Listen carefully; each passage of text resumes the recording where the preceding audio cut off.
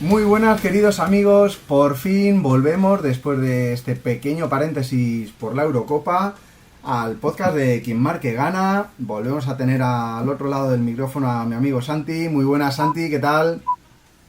Buenos días, encantado de estar aquí y con la voz aún un poco resentida por culpa del gol de Oyarzábal, pero todo bien, perfecto. Pero, ¿lo celebraste porque ganaba España o porque los servicios de seguridad españoles detenían al terrorista de Southgate? Un poco por ambas, pero nada, fue la culminación ya a un torneo que ha sido precioso en todos los sentidos y que encima lo ha ganado España, o sea, ¿qué más podemos pedir? Y ahí tengo que decirle a nuestros oyentes que no vi el partido de España, pero tengo una buena justificación. Y es que estaba en el Metropolitano en el concierto de Metallica. Es la mejor excusa que podías poner, la verdad. Fue una putada, que me perdonen por la palabra, porque coincidía en día y hora, pero después de haber cogido las entradas desde hacía más de un año, había que ir al concierto, que además fue una auténtica pasada. Para mí, de los dos conciertos que dieron ese fin de semana, el mejor fue el del domingo, superando incluso al del viernes, y fue espectacular. Mereció la pena. También es verdad que había mucha gente al lado viendo el fútbol, con lo cual estuve en todo momento conectado con la final de la Eurocopa. Genial. Así que bueno, vamos a seguir con nuestro periplo por los jugadores históricos de las selecciones que han participado en esta Eurocopa.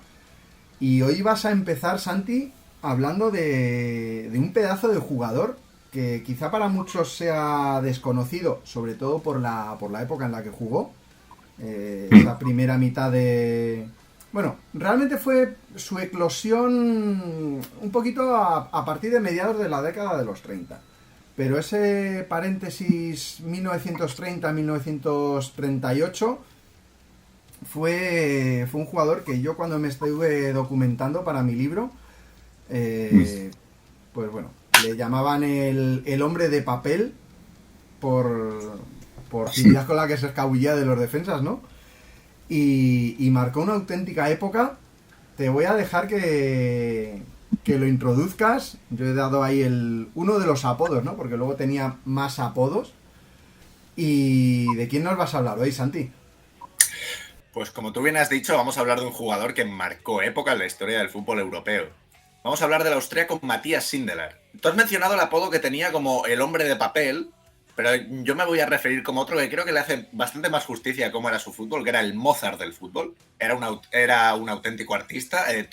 Sí que es verdad que en los futbolistas de esta época, lamentablemente por tema de fuentes, hay pocas grabaciones de la inmensa mayoría de ellos, pero por los registros que tenemos en prensa escrita y en otras fuentes, había prácticamente un acuerdo de que era un auténtico artista sobre el campo. Bueno, para introducir un poco la figura de Matías Sindelar, siempre me gusta hablar un poco de la infancia y el contexto en el que vienen al mundo estos futbolistas.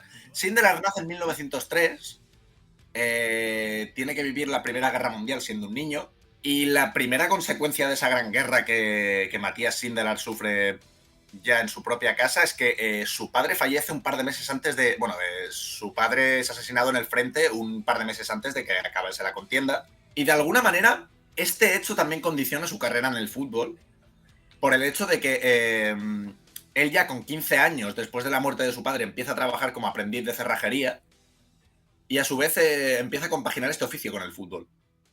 Una época en la cual el fútbol en Austria no era profesional aún, y en el cual, simplemente en aquel contexto de 1918, cuando ficha con apenas 15 años por el Hertha de Viena, el fútbol no era garantía de tirar para adelante económicamente.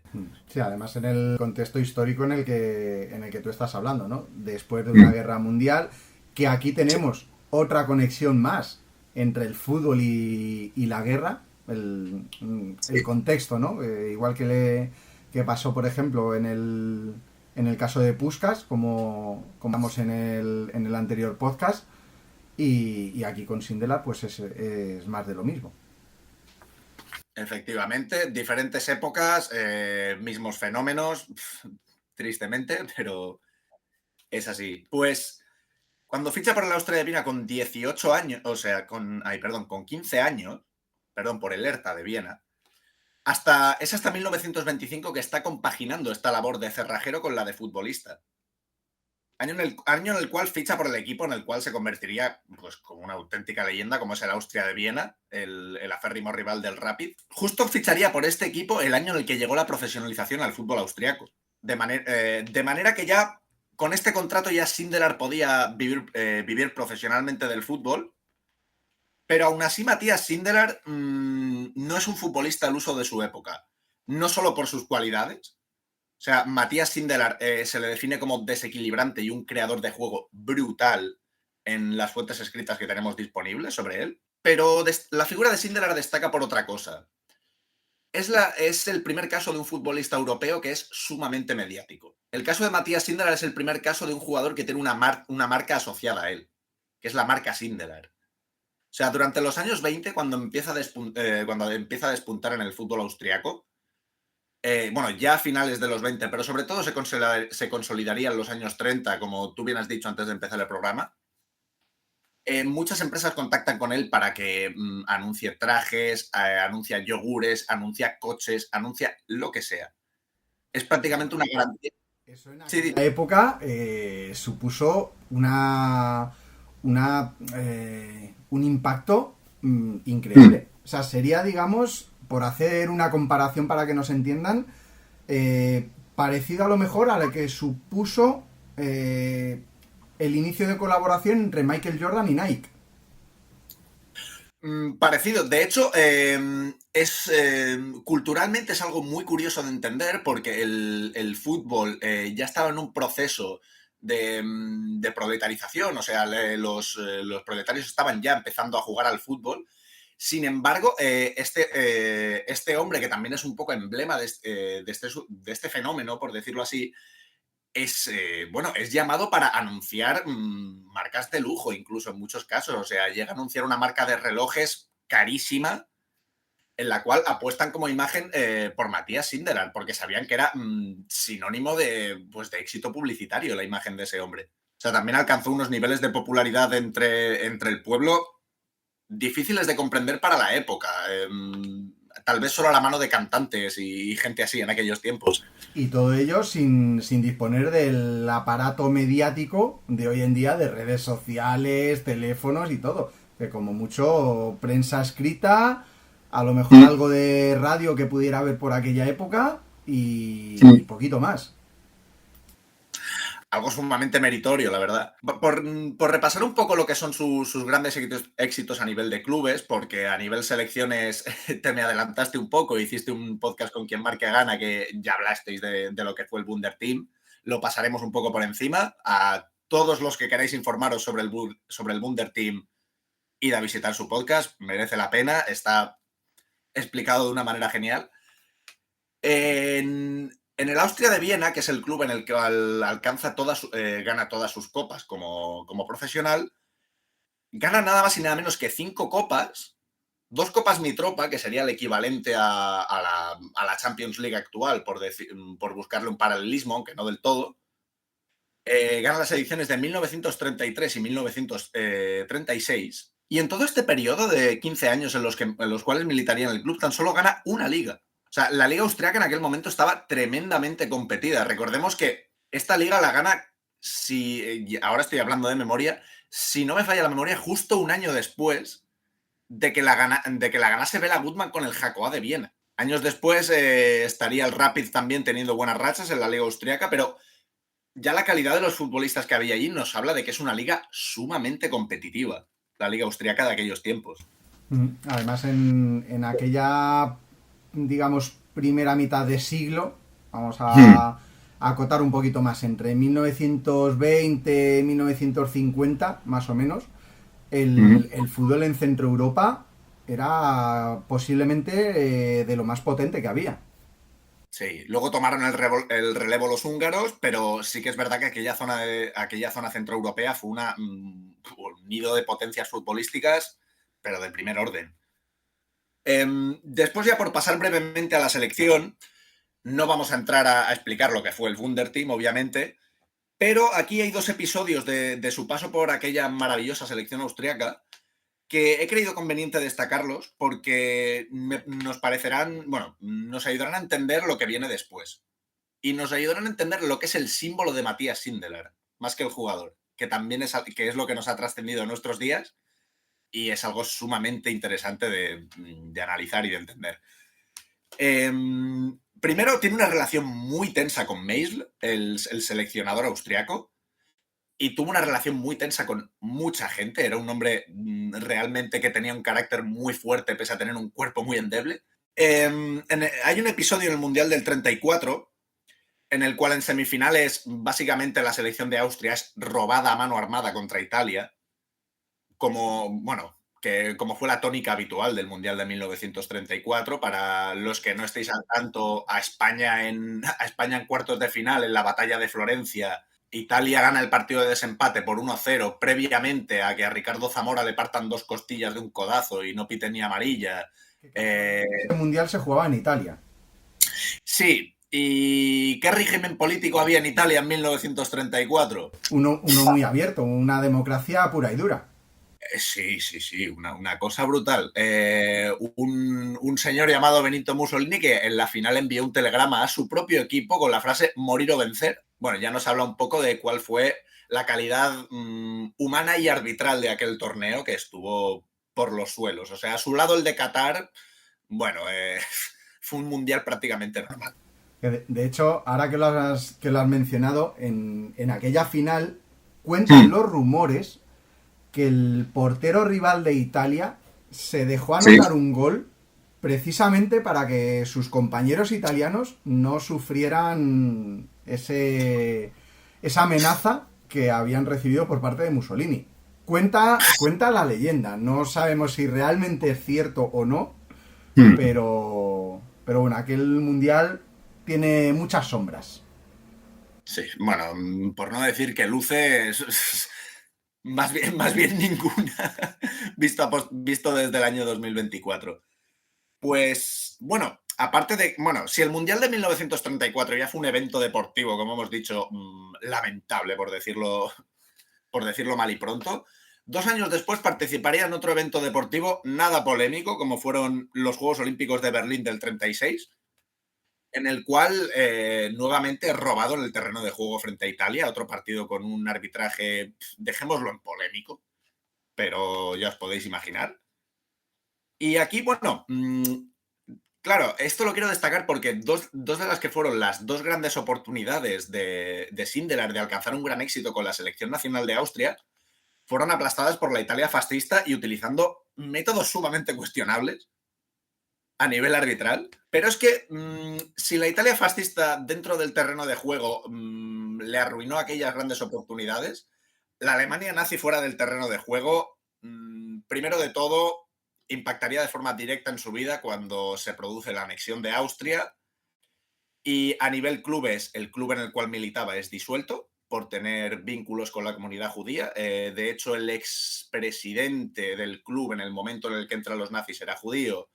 El presidente creo que también, y Sindelar se niega a retirarle el saludo. Hay todos unos episodios ahí, en fin, que tienen bastante miga.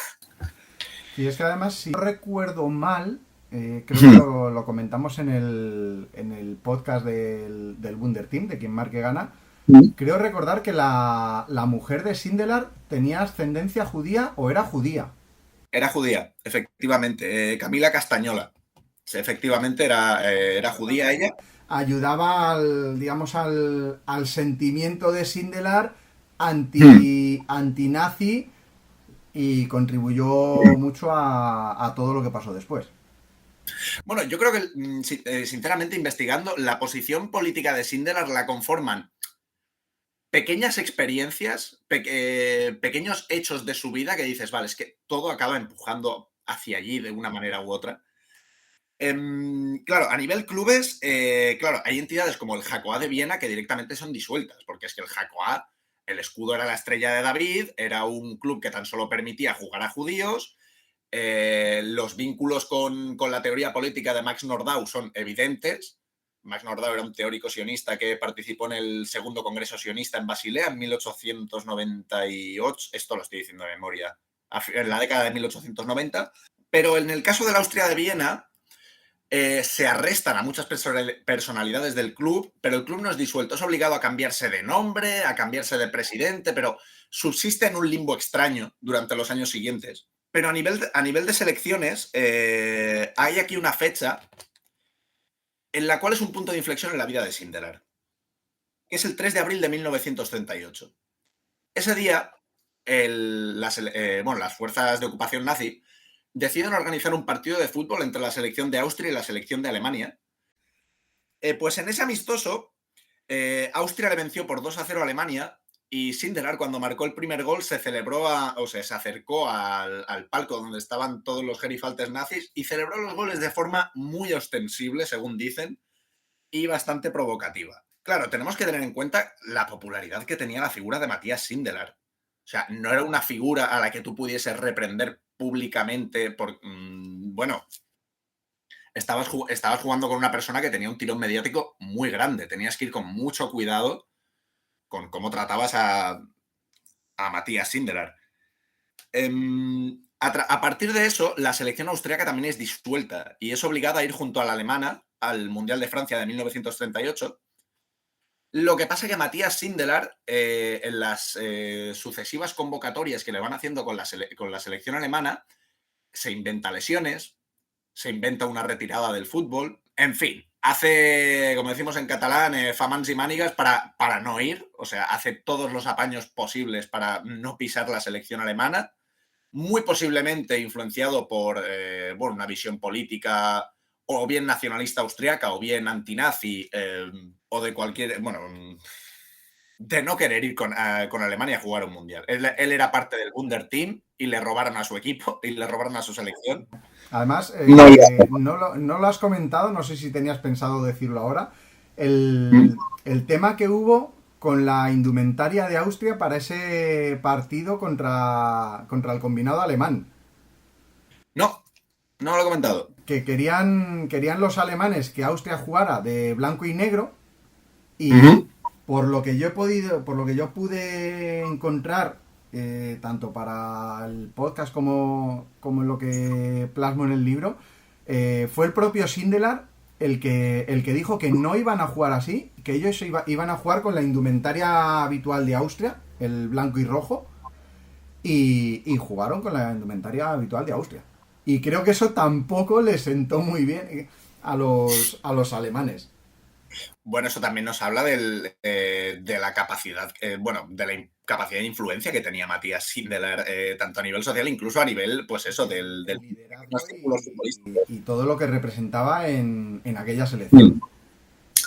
Bueno, por todas estas cosas que hemos ido diciendo, la figura de Matías Sindelar se convierte en una figura muy incómoda para los nazis, porque no era una figura a la que pudieses eliminar así como así, una persona tan sumamente popular. Sin embargo, aquí llegamos a uno de los episodios más misteriosos de la vida de Matías Sindelar, como fue el 23 de enero de 1939, día en el cual Matías Sindelar, junto a su mujer, Camila Castañola, aparecen muertos por una intoxicación de dióxido de carbono en su piso de Viena. Abre comillas, intoxicación, cierra comillas.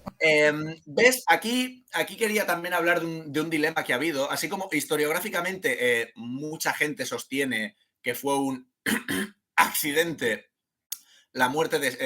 el suicidio de Sindelar, que era demasiado conveniente para las instituciones, hay que decirlo.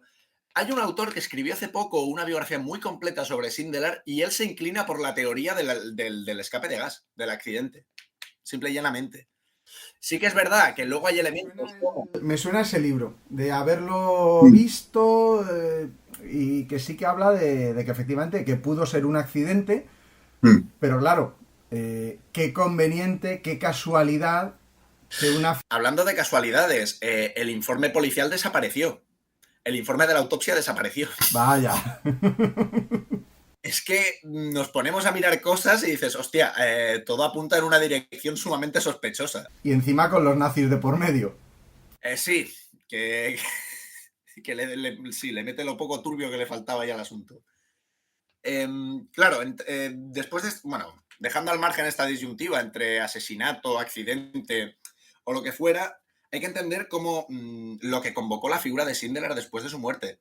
O sea, el club recibió 15.000 telegramas de pésame y en el recorrido del féretro hasta su actual tumba, donde yace actualmente Matías Sindelar, le acompañaron 40.000 personas. Y aparte de eso, el presidente del club marchó al funeral y afirmó que con él muere una parte de Austria. Para que entendamos también lo que llegó a significar a nivel nacional Matías Sindelar después de la anexión nazi de Austria. Sí, que muchas veces la gente dice, no, es que el fútbol, es que yo no lo entiendo, es que 11 tíos, 22, corriendo detrás de una pelotita, pero dependiendo del contexto, el fútbol puede ser, digamos, una vía de escape para las miserias o las penurias. En este caso, pues lo que pasó en Austria. Tienes el ejemplo, por ejemplo, en Argentina, en la época de la Guerra de las Malvinas, la Hungría de Puskás. Entonces, el fútbol yo creo que es mucho más que un deporte. Desde luego, es una manera de expresión. Yo siempre lo he visto así, tanto en el campo como en la grada. La grada porque te da anonimato, que en determinados contextos políticos es un anonimato que para decir la tuya es absolutamente necesario. Y sobre el campo, porque bueno, por citar un ejemplo así al uso, recordemos a Sócrates sacando su famosa pancarta de ganar o perder, pero siempre con democracia. Efectivamente, estoy muy de acuerdo contigo, el fútbol es mucho más que un deporte. O las celebraciones de Shaka y Shaqiri. Sí, también, efectivamente, muchísimo más que un deporte ahí. Bueno, pues esto ha sido todo sobre Matías Sindelar y ¿a quién nos traes hoy tú? Ha sido todo, que no es poco, ¿eh? No. Y me dejo cosas para que vayan a visitar tu programa de Quién Marca Gana. Muy bien, muy bien. Pues hoy vamos a hablar de un delantero que a lo mejor no es para la gente tan conocido, pero la gente, sobre todo de Osasuna, seguro que le guardan bastante cariño. Y estamos hablando de Jan Urban, un delantero polaco que hizo historia en Osasuna. Sí. Y que las informaciones y todo lo que yo he encontrado hablan de Urban como un jugador y una persona con un carisma increíble y que en la época que estuvo en Osasuna, que fueron 6 temporadas, dejó mucho cariño. Luego también es verdad que pasó por Valladolid y Toledo, pero realmente a Urban se le conoce por su paso por Osasuna y bueno, y la huella que dejó allí y un par de episodios que vamos a tratar ahora después. ¿Tú qué recuerdas de Urban? Mira, Urban para mí es un personaje legendario por el hecho de que yo por edad no pude ver jugar a Jan Urban. Sin embargo, tengo familia que son aficionados de Osasuna y me han hablado de él pues prácticamente como quien habla de un tótem. O sea, yo tengo muy presentes esos episodios como el hat-trick que marca en el Bernabéu en el 90, luego lo que hacen con Polonia en las Olimpiadas del 92, en las cuales gana España, que Polonia quedó finalista. Bueno, es una figura totémica, la verdad. Sí, efectivamente. Urban nace en 1962 en la localidad de Jaworno. No sé si se pronunciará así, pero mi nivel de polaco es el que es.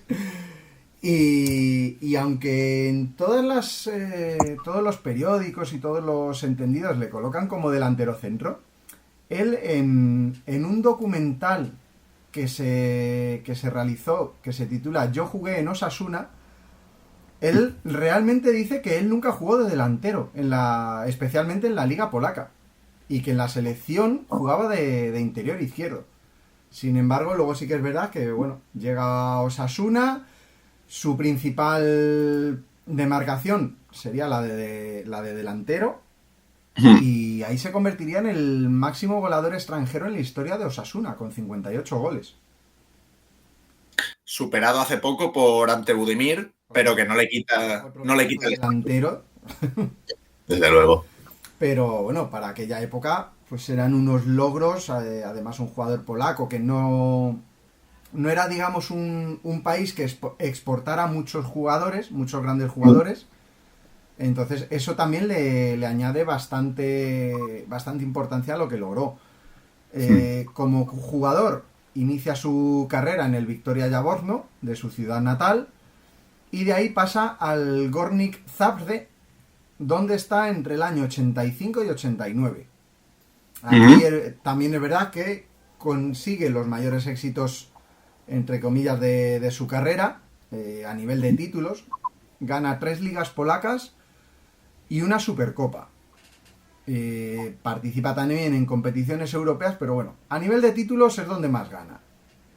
Luego, por ejemplo, lo que tú has comentado de las Olimpiadas de Barcelona, eso ya previamente a esas Olimpiadas participa en el Mundial del 86 con Polonia. Y luego, pues llega efectivamente su época de mayor esplendor a Osasuna, donde pues quizá el momento más icónico, o uno de los más icónicos, se produce en 1990, cuando visita Osasuna el Bernabéu. En el banquillo del Real Madrid se sienta un tal Alfredo Di Stéfano.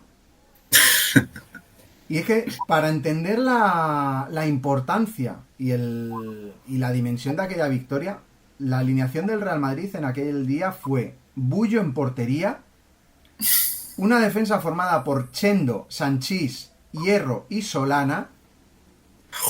En el centro del campo, Aragón, Villarroya, Michel y Yika Hagi. Y en punta de ataque, Butragueño y Losada. O sea, Uf. casi nada. Y además, Esto lo hace un mejor. sí, sí. Además, aquel día en el Bernabéu, la asistencia la cifran en torno a 75.000 espectadores. O sea que el campo no estaba vacío. Pero ¿qué pasó? Que apareció el bueno de Jan Urban y no solo se cascó un hat-trick, sino que encima dio la asistencia del 0-4. A la Reinhardt, cierto. Entonces, bueno, aquel 0-4 de Osasuna, yo creo que es una de las mejores y de las mayores victorias del conjunto pamplonica en toda su historia. Y además en aquella época que bueno, el Madrid era lo que era y, y no todos los equipos han ganado 0-4 en el Bernabéu. Yo recuerdo un 0-3, creo que fue del Recreativo de Huelva, pero bueno, esto fue espectacular. Luego, de hecho, Jan Urban coincide en Osasuna con otros 3 polacos, Ziober, Staniek y otro polaco que terminaría jugando en el Atlético de Madrid, que es Roman Kosecki. Y ahí pues podemos hacer un paralelismo con esa generación de jugadores polacos que estuvieron en Osasuna, con la generación de polacos que años más tarde desembarcarían en Dortmund con Jürgen Klopp. Un tal Robert entre ellos. Sí, Lewandowski, Picek, Błaszczykowski y bueno, formaron otra generación más de jugadores polacos que a mí lo que me hace gracia es en distintas épocas Polonia ha tenido grandes selecciones o grandes jugadores, pero luego a la hora de la verdad pues les ha pasado como en esta Eurocopa, que totalmente desconectados y no han ofrecido nada, porque esta Eurocopa Polonia pues el rendimiento ha sido muy muy pobre.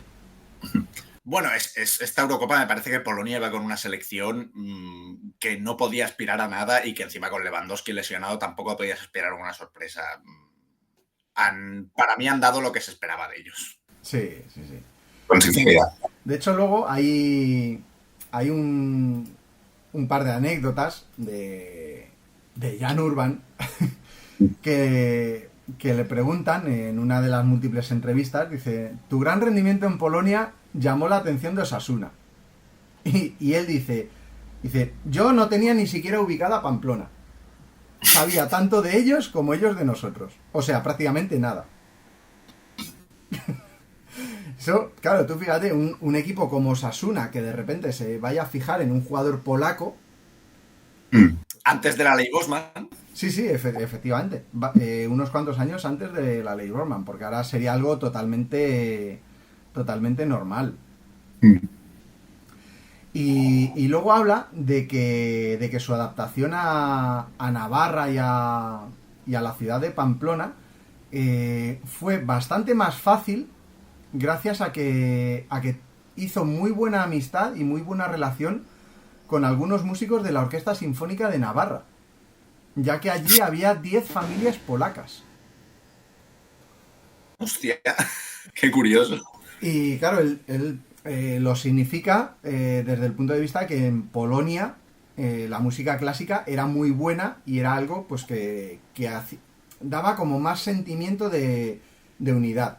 Y al final dice que eso pues le ayudó, que también se apuntó a una escuela de idiomas y que eso le ayudó bastante a adaptarse a su nueva vida allí en Pamplona. Y luego, bueno, pues como él mismo dice, que entre España y Polonia, a lo largo de su carrera, marcó más de 120 goles, pero nunca llegó a marcar un hat-trick. Bueno, en el Bernabéu sí. Parece que es ese episodio, yo no entiendo cómo se le ha podido olvidar, porque, claro, decir... Y además es que esto lo dice en una entrevista, la frase exacta es: fíjate que entre España y Polonia marqué más de 120 goles, pero nunca marqué un hat-trick. Nunca. Y lo remarca. Hostia. O sea, un jugador que le hace un hat-trick al Real Madrid en el Bernabéu y se le olvida.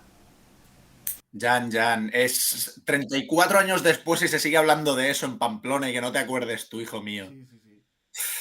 Pero también, a ver, es entendible, bueno, quizá a lo mejor él se refiere a que nunca había marcado un hat-trick hasta aquel día. Pero bueno, vamos a cogerlo literal.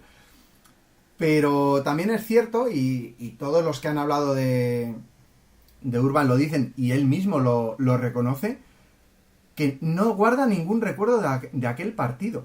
Que ni se llevó el balón, ni camisetas, ni nada. Que todos los recuerdos que tenía de las gestas o las cosas que conseguía en el campo, lo regalaba todo a sus amigos. O sea, eso habla también mucho de cómo era de humilde Jan Urban. Hostia. Así que este es el bueno de Jan, que, bueno, como hemos mencionado, luego pasó por Valladolid y por Toledo, que también hizo goles, pero claro, ya era un... Bueno. Hostia. Así que este es el bueno de Jan, que, bueno, como hemos mencionado, luego pasó por Valladolid y por Toledo, que también hizo goles, pero claro, ya era un Urban ya más mayor, y bueno, las situaciones deportivas también que vivieron Valladolid y Toledo, con descensos y demás, pues tampoco ayudaron mucho a que Urban tuviera una carrera o un impacto como en Osasuna. Pero esta ha sido la historia de hoy de Jan Urban, que se queda pequeña al lado de la de Matías Sindelar, el Mozart del fútbol, que fíjate cómo hemos hilado el Mozart del fútbol con otro futbolista que le gustaba la música clásica. No, el programa de hoy ha sido un conciertazo. ¿A la altura del de Metallica del domingo, tú dirías? No, se queda por debajo. Normal. Es que ten en cuenta que el domingo empezaron, si no recuerdo mal, las 3 primeras canciones fueron Whiplash, For Whom the Bell Tolls y Ride the Lightning. Hostia, empezaron fuerte, ¿eh? Empezaron, pero devastadores. Y terminaron con Enter Sandman, que es la música con la que empezamos nosotros nuestros programas. Todo un clásico. Todo cierra aquí.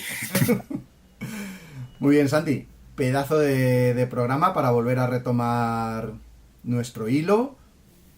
Espero que les haya gustado a nuestros oyentes, que este repaso por diferentes historias, ¿no? Porque al final cogemos jugadores de selecciones de esta Eurocopa, pero jugadores de muy distintas épocas. Así que recuerden darle al like, compartir con todos sus amigos y conocidos, que eso siempre nos ayuda a crecer. Y sobre todo que no se olviden que volvemos en unos días y que quien marque, gana. Nos vemos. Hasta pronto.